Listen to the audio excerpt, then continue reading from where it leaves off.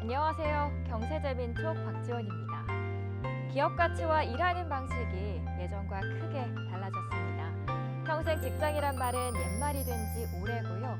MZ세대 직장인 71.9%가 표준생이라고 합니다. 하나의 직업에 매이지 않는 M잔러란 말도 생겨났는데요. 한국의 노동시장 얼마나 달라졌고 앞으로 얼마나 더 달라질까요? 국민에게 스마트한 고용정보 서비스를 제공하는 고용정보 선도기관 한국고용정보원 나영돈 원장과 함께 이야기 나눠보겠습니다.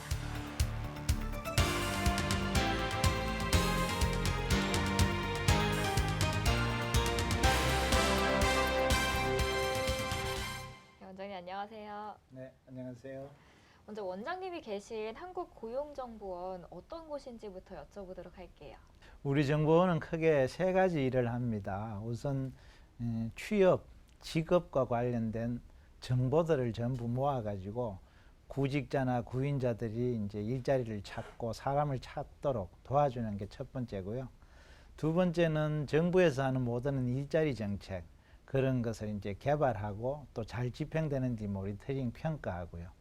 마지막으로는 이렇게 노동시장에서 직업이 이렇게 어떻게 변하는지, 그리고 정부 정책이 어떻게 흘러가는지를 데이터로 다 묶어서 그걸 다시 재가공해갖고 뭐 인공지능 기반으로 일자리를 추천한다거나 이런 역할들을 하고 있습니다. 네, 원장님께서는 일자리 사업의 평가기관의 장이시기도 한데요. 이 새 정부의 일자리 정책의 방향 궁금합니다. 지금 일자리 정책 혹은 고용 정책의 큰 화두는 두 가지인 것 같습니다. 기술 측면에서는 디지털 전환이라고 그러고요. 또 이 공급 측면에 노동시장에 참여하는 사람들 입장에서 보면은 저출생 고령화, 인구가 줄어들고 특히 중년이 많이 줄어들잖아요. 고령자는 늘어나고. 이제 이런 관점에서 일자리 정책의 어떤 키워드가 뭐가 돼야 되느냐. 저는 그 두 가지 환경을 한꺼번에 극복하기 위해서는 디지털 인재 양성, 특히 그 중에서도 디지털 융합 인재 양성이 가장 중요한 화두가 돼야 되지 않나 그런 생각을 합니다. 그 디지털 인재 양성에 대해서 말씀을 해주셨는데 중요한 이유가 뭐고 또 앞으로 실전 방안은 어떻게 될지도 여쭤볼게요. 네. 이제 잘 아시다시피 디지털 전환이라고 하면은 우리 사회가 어떤 특정 산업, 특정 직업에서만 IT 기술을 필요로 한 것이 아니고 뭐 마케팅을 하든 일반 뭐 행정 사무직을 하든 전부 다 그 디지털 친화적인 기술 그리고 그걸 어느 정도 이해하고 마케팅에도 활용할 수 있어야 된다는 점에서 기업에서 그런 사람들을 뽑으니까 그 디지털 인재 양성을 해야 되는 게 하나고요. 두 번째는 지금 인구가 줄어들고 하면은 우리나라의 어떤 생산성 이런 문제가 고령화됐을 때 큰 문제인데 소수의 인력으로 디지털로 생산성을 극대화시키는 전략 이 두 가지가 이제 디지털 인재 양성이 중요한 이유라고 보고요. 그럼 키우는 방법은 어떤 것이냐? 이제 전통적인 학교 교육으로는 많은 한계가 있지 않습니까? 그 새로운 기술들은 사실 학교에서도 쫓아가기가 어렵기 때문에 기업이나 산업 현장이 얼마나 교육 훈련에 참여하느냐. 예를 들어서 이제 커리큘럼을 짤 때 교수님들만 짜시는 게 아니고 기업하고 같이 짜고 가르칠 때도 현장 경험 있는 사람이 30% 50% 강의를 분담한다거나 그리고 마지막에 중간고사 기말고사를 볼 때도 학교 스스로 평가하지 말고 산업계 현장에 와서 같이 테스트 해보고 하면은 이제 현장에서 필요한 디지털 융합 교육이 되지 않을까. 그래서 한마디로 산업계에 많은 참여와 주도권을 주는 그런 교육 훈련 시스템이 방법이라고 생각을 합니다. 네, 원장님, 고용센터에는 연간 300만 명이 들른다고 하는데요. 우리 한국고용정보원에서 수집한 여러 가지 정보가 이 고용센터에서 사용되고 있다고 들었습니다. 어떤 정보들이 사용되고 있고 하지만 어떤 한계가 있는지 궁금합니다. 실제로 온라인까지 이렇게 하면 연간 한 600만 명 정도의 구직자들이 옵니다. 그분들은 다 이력서를 이제 입력을 하게 되죠. 이력서 안에는 뭐가 들어가나요? 학교, 전공, 훈련, 자격, 과거에 어떤 직업을 했는지, 임금을 얼마나 받고 싶은지 이런 게 들어가죠. 그리고 연간 한 500만 건의 구인 공고가 또 있습니다. 거기에도 비슷한 이런 사람을 뽑겠다, 학력, 자격, 뭐 이런 기술이 들어가고요. 그런 정보들을 이제 체계적으로 저희들이 이제 정리를 해갖고 서로 필요한 일자리, 서로 필요한 사람을 잘 찾을 수 있도록 매칭을 시켜주는 게 기본 이제 원리입니다. 이제 그런 과정에서 상담원들이 알선을 걸기도 하고요. 이제 그런 게 정보의 내용이고, 그런 것이 잘 되려면은 정보만으로는 안 되거든요. 충분한 상담과 서비스, 그리고 저 일자리에 가고 싶은데 정보는 있는데 제 역량이 못 쫓아갈 때 무슨 훈련을 배우면 좋을지, 이 훈련을 배우면은 지금 따라갈 수는 있는지, 이제 기술 수준이 아주 낮은 사람은 금방 이렇게 높은 단계로 못 가잖아요. 그런 거 이제 커리어 컨설팅 이런 기능이 굉장히 중요한데, 우리나라의 고용 서비스와 이제 커리어 개발 지원 이런 것이 사실 굉장히 취약합니다. 왜 그런가 하면은 우리가 그 외환 위기 이후에 고용센터를 급히 만들고 이렇게 하면서 실업급여, 고용장려금 이런 어떤 돈을 지급하는 게 우선 급하다 보니까 그쪽에 주로 인력들이 배치되어 있고 이쪽에는 사람 보강을 제대로 못한 거죠.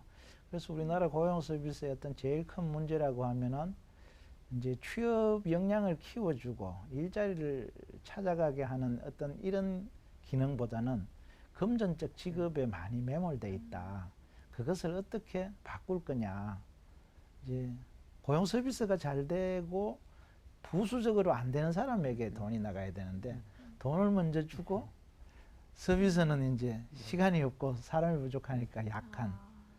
이 정부에서는 그 부분을 이제 중점적으로 보강하려고 여러 국정과제를 수립하고 추진을 하고 있습니다. 네. 예. 한국 고용정보에서는 이미 이제 AI 그리고 빅데이터를 활용하고 있는 걸로 알고 있습니다. 이를 활용했을 때 어떤 효과들을 이제 나타나고 있는지도 예. 궁금합니다. 사실 사람이 하는 것보다 인공지능 AI 기법을 동원해서 더 좋은 걸 이렇게 주는 거가 쉽지는 않은 것 같아요. 취업 알선의 입장에서 보면 우리가 상담원들이 알선을 할 때는 이제 제한된 그 정보를 검색해 가지고 가장 비슷한 일자리에 추천을 하는데, 우리 인공지능 기법으로 그런 것을 하게 되면은 사람이 이제 충분히 캐치할 수 없는 정보, 예를 들면은 이력서에 이제 그 많은 용어들, 그리고 구인 공고의 그 많은 단어들까지 일일이 고려하기는 어렵고, 어떤 직종에 어떤 지역에 임금 얼마 정도 이리 한 서너 가지 정도로 이렇게 하거든요. 그러면 그 사람이 진짜 흥미, 과거의 다양한 직업 이력하고 딱 맞는 걸 추천하기가 사람의 힘으로 좀 힘들죠. 그래서 이제 빅데이터 기반으로 인공지능이 그것을 학습을 해가지고 좀 더 이렇게 관련성이 높은 데를 추천한다. 그렇게 되면은 탐색 비용이 굉장히 줄어드는 것이죠. 그래서 자기가 꼭 맞는 것을 좀 쉽게 찾아갈 수 있는 게 하나고요. 두 번째는 상담을 할 때 내가 이제 직업 훈련을 좀 더 받고 자격을 더 따가지고 좀 더 나은 직장으로 이동을 하고 싶다고 했을 때 우리 상담원들이 모든 직업, 모든 자격, 모든 훈련에 대해서 알 수가 없잖아요. 그럼 그때마다 책을 찾아본다거나 옆에 동료한테 또 물어봐야 되는데, 이제 그것을 AI가 옆에서 우리가 이제 자연스럽게 어떤 직업에 이제 어떤 자격 이런 게 필요한지, 내가 가지고 있는 자격과 훈련은 요만한데 내 동료들은 이만큼 있다 하면은 요만큼을 더 배우면 되잖아요. 그걸 이제 AI가 부지런히 상담할 때 옆에서 그래프를 보여주고 하면은 상담하기가 좋아지는 거죠.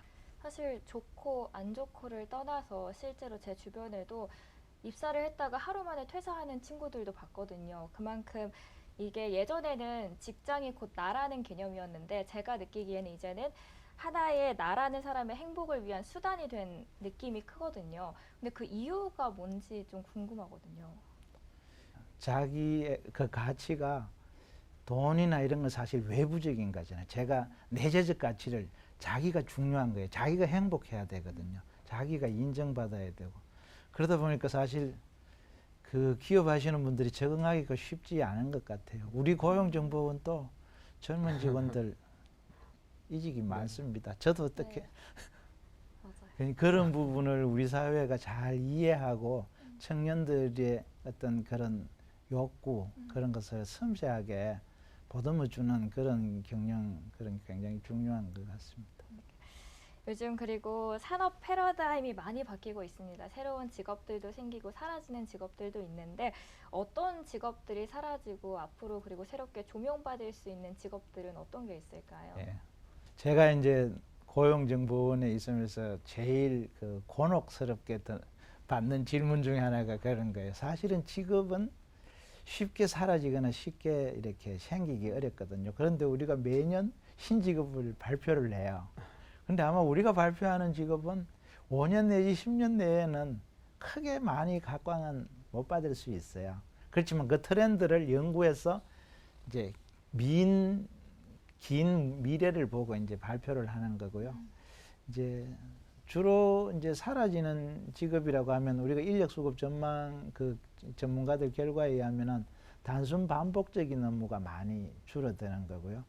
그리고 고기능이나 오히려 그 돌봄 같이 이렇게 직접 대면으로 해가지고 이제 심리적 그 접촉이 필요한 상담 이런 업무들은 오히려 늘지 않느냐 이제 크게 그렇게 보고요. 구체적인 직업으로 보면 이제 한마디로 보면 디지털과 관련된 직업들이죠. 그래서 주로 이제 뭐 우리가 전에는 디지털화가 됐지 않았다면 유튜브가 없었을 때는 유튜브 콘텐츠에 요즘 유튜브 콘텐츠 중에 어떤 게 좋은지 나쁜지 이걸 평가하고 가치가 있으면 이제 그 광고료가 또 올라가고 하잖아요. 유튜브 콘텐츠 평가사라거나 뭐 AI, 빅데이터, 클라우드 관련 이런 뭐 직업들은 말할 것도 없고요. 대부분 디지털과 관련된 직업들인데 그것이 그냥 그 IT 기술만으로 하는 건 아니고 마케팅도 그와 관련되는 디지털과 관련된 거고 뭐 이런 식으로 주로 디지털 쪽 일자리가 많이 는다고 저희들은 전망서를 내고 있습니다. 예. 이제 날씨가 점점 추워지는 걸 보니까 수능이 한 걸음 또 한층 앞으로 다가온 것 같습니다. 부모들에게는 항상 1순위가 또 자식 걱정인 것 같은데 자녀들에게 앞으로 좀 미래에 있어서 권유해 볼 수 있는 직업이 있다면 어떤 게 있을까요?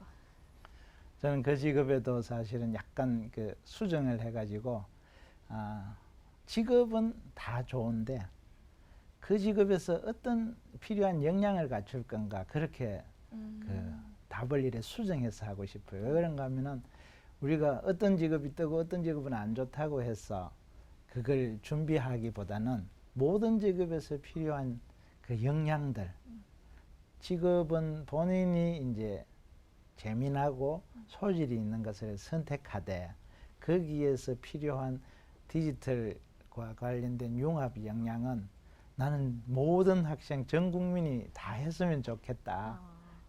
원장님께서 오늘 사회의 변화와 트렌드 말씀을 자주 하고 계신데요. 저희 사회는 초고령화 사회로 이미 진입을 했습니다. 이제 인생 2막이 아니라 인생 3막 시대를 열어야 될 것 같은데요. 우리나라 중장년 고령층의 고용 현황은 어떤 상황인지 궁금해집니다. 우리나라는 저 외견상 고령자 고용률이 OECD 국가에서 제일 높은 나라입니다. 65세 이상 분들도 무려 35%가 취업을 하고 있으니까요. 선진국에서는 그게 대부분 15%대 이 정도. 우리가 2배도 이제 넘게 한 거죠. 그 이면에는 이제 우리나라 사회복지 연금이 취약하고 이런 거가 이제 깔려 있기 때문에 좋은 거라고 보기는 어렵습니다. 특히 우리가 취약한 것은 50대 초중반에서 60대 초반까지 진짜 이렇게 일을 많이 해야 되는 이런 분들은 오히려 또 고용률이 그렇게 높진 않아요. 그러니까 괜찮은 일자리에서 고령자의 기회는 별로 없고 사회보장제도가 잘 안 돼 있기 때문에 65세 이후에 이제 좀 쉬셔도 되는 연세에 오히려 일을 많이 하는.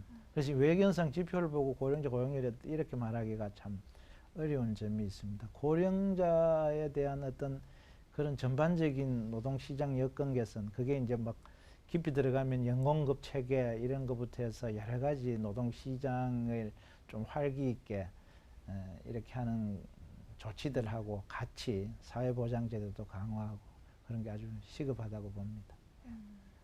네, 청년들은 인터넷을 잘 활용해서 정보를 손쉽게 이용을 할 수 있습니다. 그런데 고령자들은 아무래도 정보를 얻는 데 있어서는 한계가 있는 것 같은데요. 이들이 조금 더 빠르고 쉽게 정보를 접할 수 있는 프로그램이 있을까요? 예, 저희들이 이제 오프라인에서 사실은 고령자 관련 다양한 이런 뭐랄까요 상담 창구나 이런 게 많이 있어야 됩니다.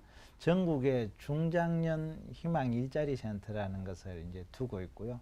고용센터 안에 같이 이제 그런 코너를 만들어 놓는 곳도 있고 별도 분리되어 있는 곳도 있습니다.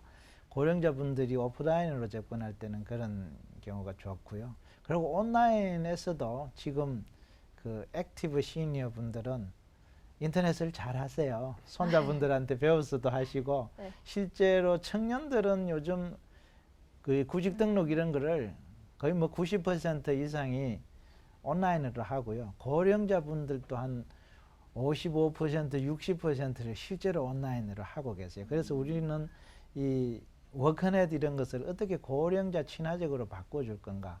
그래서 고령자에 대한 일자리 정보, 그리고 인생 2막을 어떻게 설계한 건가를 워크넷 안에 중고령 코너를 따로 만들어 놨고요. 거기에는 검색어 이런 것들도 청년들처럼 이렇게 복잡하게 하지 않고 고령자들이 자주 검색하는 용어 그런 걸로 이제 서비스를 하고, 그래서 한쪽에서는 오프라인에 이제 그런 상담 기능을 하면서 한편으로는 인터넷을 좀 더 쉽게 고령 친화적으로 하는 그런 노력들을 하고 있습니다.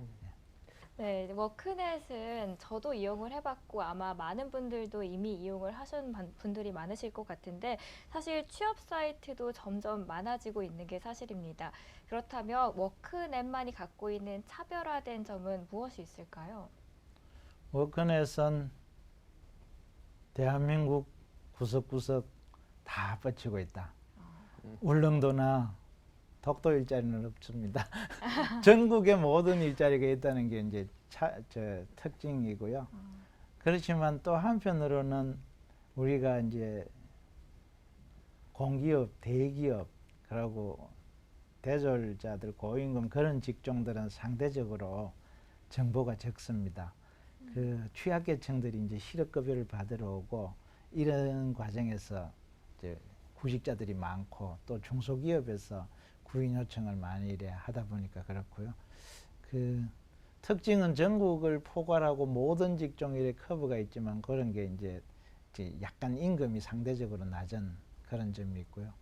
그럼에도 불구하고 이제 정보에 있어서는 임금 정보라 그럴까 뭐 이런 것 허위 구인 정보 같은 이런 거는 우리가 다 고용센터에서 걸러내니까 정보의 신뢰성 그리고 취업해 보니까 속았다 뭐 그런 이야기들은 민간 사이트에 비하면 확실히 저희들이 이제 뭐 없다고 말할 정도까지 열심히 챙기고 있습니다. 네. 코로나가 한창일 때 그때는 우리 청년들이 구직하기가 굉장히 힘들었죠. 그러다가 최근에는 구인난이라고 부르는데요. 우리 청년들이 갖춰야 할 역량은 어떤 게 있고 또 기업, 특히 중소기업이 또 해야 할 구인난을 극복하기 위해서 해야 할 일은 어떤 게 있는지 말씀 그렇습니다. 부탁드립니다. 최근에 사실 기업 위에서 사람 구하기가 너무 힘들어 가지고요. 실업률이 지금 사상 최저로 사실 떨어지고 있거든요. 2.1에서 뭐 2.4% 이렇게 하고 청년들은 여전히 높긴 하지만 5% 내지 6%로 있습니다. 그래서 그 청년들은 한편으로는 그 여전히 취업이 어렵다고 하면서도 기업에서는 사람을 못 구해서 그 극심한 미스매치라 그럴까요? 미스매치 얘기가 오래됐지만 최근에 그게 굉장히 심해지는 것 같습니다. 청년들은 사실 기업의 채용 공고 트렌드를 쭉 보고 그 키워드에 따라 가지고 자기들이 역량 개발, 제가 말한 대부분 디지털과 관련된 융합 역량을 전 직종에서 필요로 하니까 그런 쪽을 해야 될 거고, 기업에서는 저는 우선 뭐 근로조건도 개선하고 여러 가지를 해야 되지만 구인 공고문을 제대로 쓰는 연습을 하면 참 도움이 되겠다. 채용 공고를 할 때 추상적으로 이렇게 어떤 직종에 월급 얼마 준다 이런 식으로 해서는 안 되고 회사의 어떤 복지를 기술을 하든 그리고 그 직종에서 필요한 그 기술 여기가 이제 뭐 파이썬을 쓰는지 뭐 이렇게 구체적으로 이렇게 작성해야 되는데 우리 구인 공고가 너무 간단해요. 외국에 비해서. 그래서 기업에서는 우선 구인 공고를 잘 쓰는 연습을 해. 우리 워크넷에 들어오면은 구인 공고를 역량 기반으로 제대로 쓰는 거 다 샘플이 있어요. 그런 걸 해서 하고 그 다음에는 뭐니 해도 아까 말한 청년들이 내재적 가치를 중시하니까 워라밸이나 그런 데 더 많은 신경을 써야겠죠. 앞으로 한국고용정보원에 있어서 계획 그리고 방향성에 대해서 한마디 해주시죠. 고용정보원은 그 우리나라의 직업 취업과 관련 모든 데이터를 갖고 있는 허브기관입니다. 앞으로 이러한 것을 잘 활용을 해서 어떻게 서비스로 되돌려 줄 것인가. 우리 고용24라고 명칭을 잠정으로 붙였는데요. 시간과 공간의 제약 없이 언제 어디서나 직업, 취업, 경력 개발과 관련 모든 서비스를 받을 수 있도록 하는 그 프로젝트를 진행하고 있습니다. 그러면 이제 실업급여를 신청하든 직업훈련을 신청하든 구인구직은 물론이고요. 고용24를 구상하면서 그 안에 이제 블록체인 기반으로 우리 취업과 관련된 뭐 학력, 그 졸업 증명서, 자격 훈련 증명서 이런 것을 이제 여기저기에 이제 막 이력서 넣을 때마다 안 넣어도 되게 그걸 정부에서 이제 블록체인 기반으로 관리해줘서 본인들은 이제 자동으로 거기에서 자기 이름만 넣으면은 이력서가 제출될 수 있도록 하는 것. 그리고 이제 고용센터를 메타버스 공간처럼 청년들이나 젊은 사람들이 거기 와가지고 얼마든지 이제 직업 체험도 하고 또 재미난 강좌 있으면 거기서 스스로 습득도 하고 그러니까 오프라인에서 하던 많은 것들을 온라인으로 전환하는데 그것이 이제 뭐 메타버스 공간이나 이런 데까지도 확산될 수 있는 그런 고용24를 만드는 것이 저희들 목표입니다. 네, 잘 들었습니다, 원장님. 누군가 일자리를 찾도록 도와주는 일은 그 사람의 인생을 바꿀 수도 있고 한 가정을 또 살릴 수도 있는 값진 일 같습니다. 그래서 듣는 내내 한국고용정보원의 가치가 더욱더 부각되면 좋겠다라는 생각이 들었는데요. 더 많은 분들의 행복에 있어서 그 길잡이 역할이 되어주길 바라도록 하겠습니다. 지금까지 한국고용정보원의 원장님과 함께 이야기 나눠주셨고요. 귀한 시간 내주셔서